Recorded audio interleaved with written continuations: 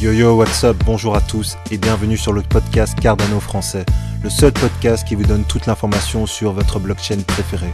Quentin, aka Mr. Q, sera votre hôte pour toute la durée de l'émission. Mais avant de commencer, laissez-moi vous parler de Crypto Suprême, sponsor numéro 1 du podcast Cardano français.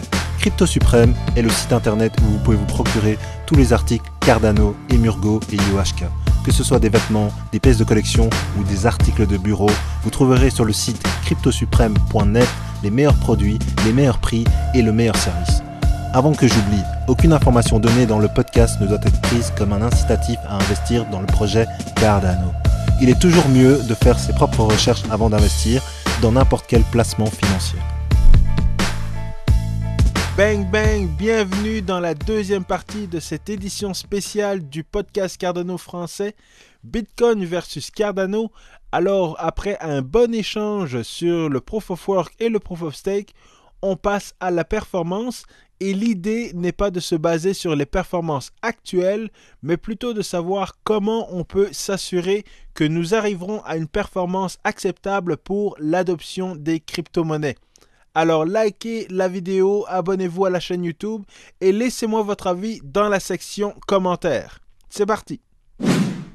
À sa puissance maximum, Bitcoin on-chain effectue aux alentours de 5 à 7 transactions par seconde et le Lightning Network n'est pas encore assez prêt, mettons, pour être utilisé de manière générale par les usagers du Bitcoin. Fait que, quelles sont les autres améliorations qui devraient améliorer la performance au niveau du réseau Bitcoin? Oui. Donc, il y a beaucoup de recherches académiques faites au niveau du Bitcoin, vraiment en termes grandissants.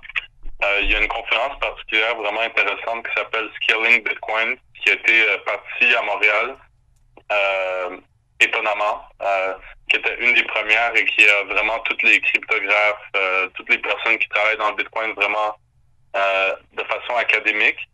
Et cette conférence, à travers les années, a grandi exponentiellement et la dernière se déroulait à Tel Aviv il y a à peu près une semaine. Donc, ce qu'on a réalisé au fur et à mesure du temps qu'on voulait scaler le Bitcoin, c'est qu'il va devoir scaler sur des couches supérieures. Pourquoi? Parce que on veut garder la première couche comme étant une couche de settlement et vu que si on augmenterait la taille des blocs bêtement pour augmenter la scalabilité, ben on changerait une des règles protocolaires du Bitcoin qui était à son début, alors on changerait le Bitcoin, ce serait plus le Bitcoin. Donc le but, c'est de scaler à travers des couches supérieures par-dessus. Mais il y a aussi une façon différente de scaler, c'est en réduisant la taille des transactions, même qui vont dans la taille des blocs. Donc en ce moment, il y a vraiment quelque chose d'intéressant qui est en train de se faire développer. Ça s'appelle les signatures Schnorr. Les signatures Schnorr, c'est une amélioration cryptographique qui existait depuis assez longtemps, mais il y avait un patent qui bloquait l'utilisation de ça dans des cadres open source. Et le patent s'est libéré récemment. Donc, en fait, il s'est libéré en 2008, mais au moment où il a été libéré, il n'y avait pas encore assez de libraries pour utiliser ce code-là, donc il n'a pas été implémenté dans le Bitcoin dès le départ. Il y a beaucoup de personnes qui ont dit ce truc-là, les signatures Schnorr auraient dû être implémentées depuis très longtemps dans le Bitcoin, ça fait pas de sens.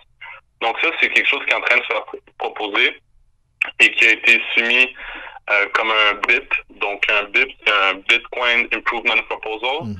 Donc façon que les développeurs prennent des décisions, ils vont toujours analyser les différentes méthodes. Donc ça a été proposé officiellement il y a quelques mois par Peter Will, qui est un des développeurs principaux du Bitcoin, Bitcoin Core.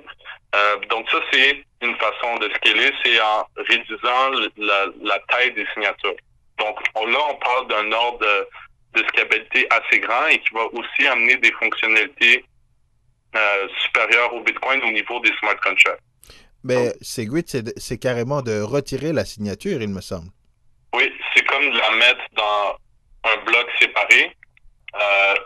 c'était pas l'unique raison de devoir retirer la signature. Il y avait aussi des questions de malléabilité, vraiment la manipulation de la transaction, à quel point on peut jouer avec. Donc oui, ça a été longuement débattu, mais finalement, c'était le grand débat Segwit et des big blocks, puis il y avait ensuite Segwit 2X, il y avait des espèces de guerres et des on appelle ça les guerres du scaling, right? Fait que finalement, ce qui est arrivé, c'est que Segwit, l'équipe Segwit a gagné, puis une chance, parce que si le Bitcoin aurait été modifié à ce moment-là, le Bitcoin n'existerait plus tel qu'on le connaît. Ça s'appellerait encore Bitcoin, mais ce serait plus le Bitcoin original.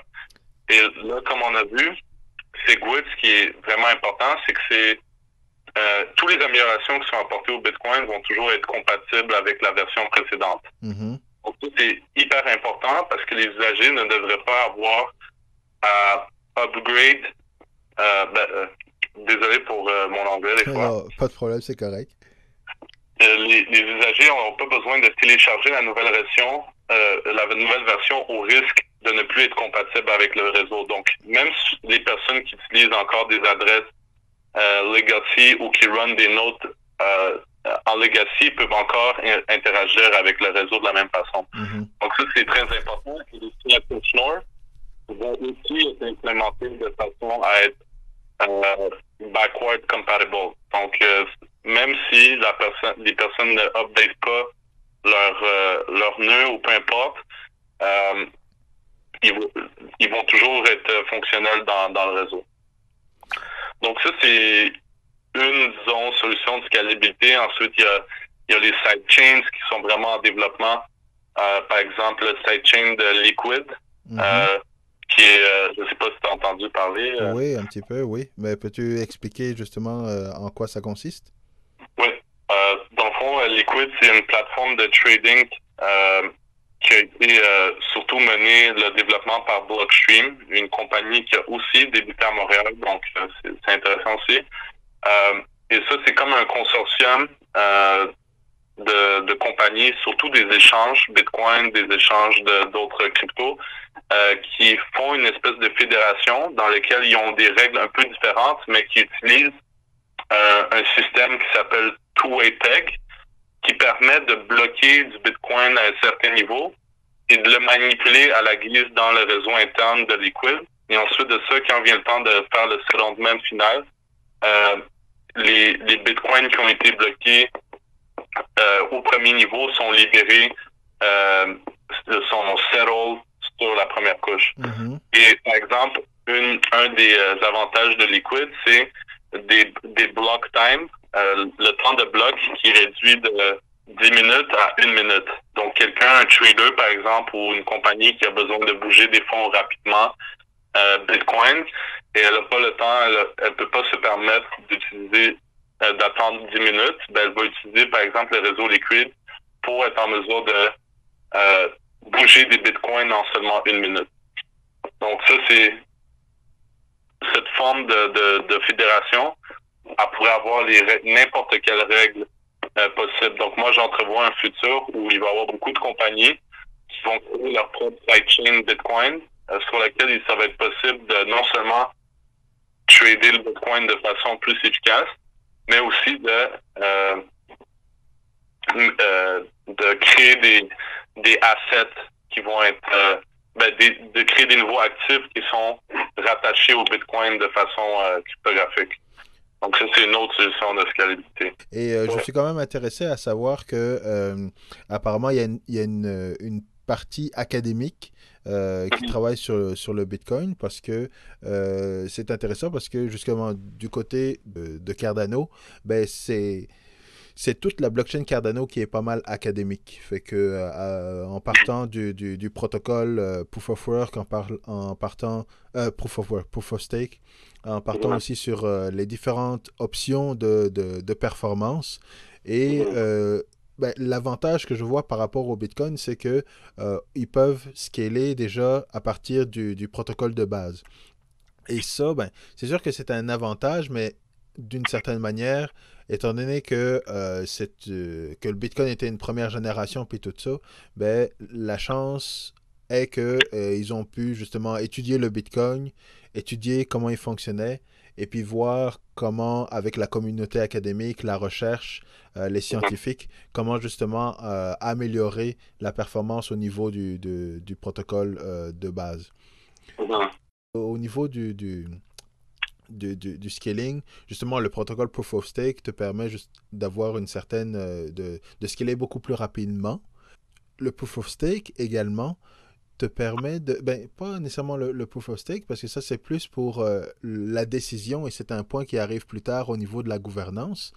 Mais Mhm. le protocole Proof of Stake, étant donné que les gens votent avec leur coin, dans le fond, c'est plus facile d'arriver à des consensus et de déployer, dans le fond, les solutions sur le mainnet. Euh, Comparativement justement aux problèmes de guerre donc, que tu as mentionné, qui font en Mhm. sorte que certains groupes vont tirer la couverture d'un côté, puis de l'autre, puis que le consensus est beaucoup plus difficile à avoir. Au Mhm. niveau de Cardano, ben justement, ils ont l'idée, ben, ils vont implémenter également la version de BIP qui existe pour Bitcoin. Et Mhm. justement, cette gouvernance-là, liée au Proof of Stake, va leur permettre de déployer des choses beaucoup plus rapidement, notamment au niveau de la performance, parce que c'est un élément qui va être important justement quand on va vouloir être en compétition avec le Bitcoin, Ethereum et toutes les autres.